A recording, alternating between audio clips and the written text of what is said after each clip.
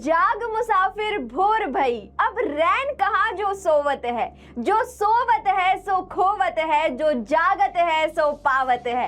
Hello and welcome my dear student, this is Ayushi Chaure and welcome to next top humanities, जहां हम बनाते हैं देश का भविष्य।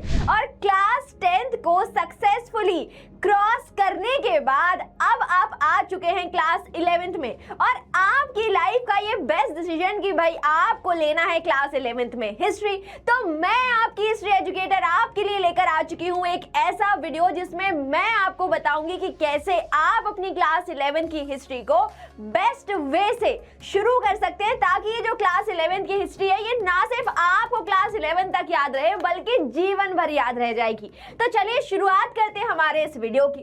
तो सबसे पहले जो चीज जरूरी है वो ये कि बेटा अब आप क्लास 10th को क्रॉस करके क्लास 11th में आ चुके हैं, और यहाँ पे जरूरी है आपको कुछ चीजें समझने की कि भाई क्या नया आपके साथ हो रहा है।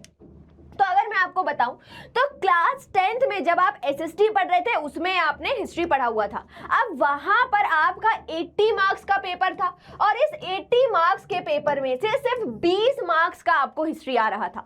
लेकिन जब आप क्लास 11th में आ चुके हैं तो अब यहाँ पर आपको एक पूरा की पूरा पेपर है ना, पूरा पेपर आएगा जो कि कितने मार्क्स का होगा, 80 मार्क्स का होगा। यानी कि सिर्फ हिस्ट्री का अकेले का पेपर आपको 80 मार्क्स का यहाँ पर देना होगा। अब वहीं पर बात करें सिलेबस की, तो भाई सिलेबस काफी एक दूसरे से अलग है। जहां पर आप क्लास 11th में सिर्फ 2 या अगर मैं इसमें बात करूं तो सिर्फ 3 चैप्टर आपने मेन तरीके से यहाँ पर पढ़े हुए हैं, लेकिन वहीं पर जब आप क्लास 11th में आते हैं तो यहाँ पर आपको 7 चैप्टर्स पढ़ने हैं। और ये 7 चैप्टर आपको लग रहे हैं कि यार 7 ही तो है, ऐसा नहीं है बेटा, पूरी दुनिया की हिस्ट्री बताई हुई है, वर्ल्ड हिस्ट्री है ये, ठीक है। तो मानव ह्यूमन जो है किस तरीके से उसने सिविलाइजेशन शुरू किया, अर्बनाइजेशन देखा, और कैसे वो इंपीरियल वर्ल्ड की तरफ जा रहा है, इंपीरियलिज्म, उसने कई सारी कॉलोनीज बनाई हुई हैं, वो पूरी हिस्ट्री जो है वो हमने इस क्लास 11th में पढ़नी है। अब यहाँ पे जो एक मेजर डिफरेंस आपको समझना है वो ये है कि जब आप क्लास 11th में थे, ठीक है, तो आपने क्या पढ़ा कि व्हाट है ना, कि भाई कोई भी कहानी है, कोई भी चीजें हैं, तो उसमें आपने जाना कि भाई मान लीजिए फर्स्ट वर्ल्ड वॉर की बात हो रही है तो वहां पर कौन सी कंट्री पार्टिसिपेट कर रही है, कैसा हो रहा है, वो सब चीजें हैं। लेकिन जब आप क्लास 11th में आते हैं तो यहाँ पे सिर्फ व्हाट से काम नहीं चल रहा है, यहाँ पर हाउ और वाई बहुत जरूरी है कि भाई कैसे हुआ और क्यों हुआ। तो यहाँ पे चीजें जो है वो आपको एनालाइज करके, ठीक है, पूरा कॉज एंड इफेक्ट के साथ, इंपैक्ट के साथ सारी चीजें आपको बताई जाती है पूरी थ्योरी पर्सपेक्टिव से, है ना, कि कौन कौन सी आइडियोलॉजी उस समय पर वर्क कर रही थी, वो सभी चीजें, वो सभी कंसेप्ट जो है वो यहाँ पर आप पढ़ने वाले हो। तो हिस्ट्री में अब आपको समझना है कि इवेंट सिर्फ हो नहीं रहे हैं बल्कि उनके पीछे की कहानी, उनके पीछे की सोच जिसकी वजह से वो इवेंट शेप ले रहे हैं, वो सारी चीजें आपने क्लास 11th में पढ़नी है। और इसके लिए जरूरी क्या है, इसके लिए जरूरी है कि भाई आप पूरे अटेंशन से, पूरे डेडिकेशन से क्लास 11th में हिस्ट्री पढ़ेंगे। अब ये तो बात हुई कि नई चीजें क्या हैं। अब आप समझ रहे हो कि मैम वैसे ही हम डरे हुए हैं, आप और डरा रहे हो। तो भाई डरा नहीं रही हूं, थोड़ी सी बस सच्चाई बता रही हूं। अब इस डर से बाहर निकलने के लिए, इन समस्याओं से बाहर निकलने के लिए मैं आपके लिए समाधान लेकर आई हूं। लाइन सुनी सुनी लग रही है ना, लगेगी ही। चलो भाई, तो अब बात करते हैं समाधान की कि एक्चुअल में करना क्या है, जिससे ये जो क्लास 11 की हिस्ट्री है आपके लिए बहुत ही ईजी हो जाएगी। तो सबसे पहली जो चीज, अगर ये गलती आप कर रहे हो तो वो नहीं करनी है, वो क्या कि अब मेमोराइज करने से काम नहीं चलेगा। डेट याद कर ली, किंग का नाम याद कर लिया, प्लेस याद कर ली, इससे चीजें नहीं होंगी। अब मेमोराइजेशन से ज्यादा जरूरी है अंडरस्टैंडिंग। आपको चीजें जो हैं वो समझनी है, उसके पीछे का कॉज पकड़ना है, तब आप चीजें समझ पाएंगे। ठीक है जी, तो ये चीज सबसे जरूरी हो गई। अब उसके बाद अगली बात करते हैं।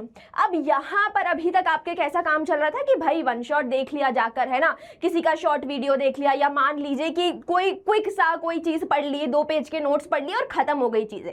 नहीं, अब ऐसे काम नहीं चलेगा। क्लास 11th में अब जरूरी है आपके लिए कि आपको एनसीईआरटी वर्ड टू वर्ड पता होनी चाहिए कि कहाँ पर क्या लिखा हुआ है, क्योंकि एनसीईआरटी का सिर्फ मेन टेक्स्ट से क्वेश्चन नहीं बन रहे हैं। यहाँ पर जो आपके सोर्स प्रोवाइडेड है उन सोर्स से भी क्वेश्चन बन रहे हैं।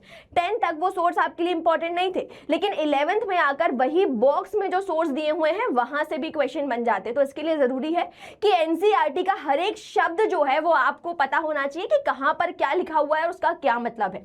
तो एनसीईआरटी यहां पर बहुत जरूरी है। उसके बाद अगर हम आगे चलें तो अब सिर्फ और सिर्फ बोल बोल कर याद करने से काम नहीं चलेगा बेटा। अब जरूरी है कि आप इन हिस्ट्री के सभी कंसेप्ट्स को प्रैक्टिस करें। हर दिन आपने क्या करना है, हर दिन आपने जो है वो क्वेश्चंस को सॉल्व करना है, आंसर राइटिंग प्रैक्टिस करना है, जो सबसे जरूरी है।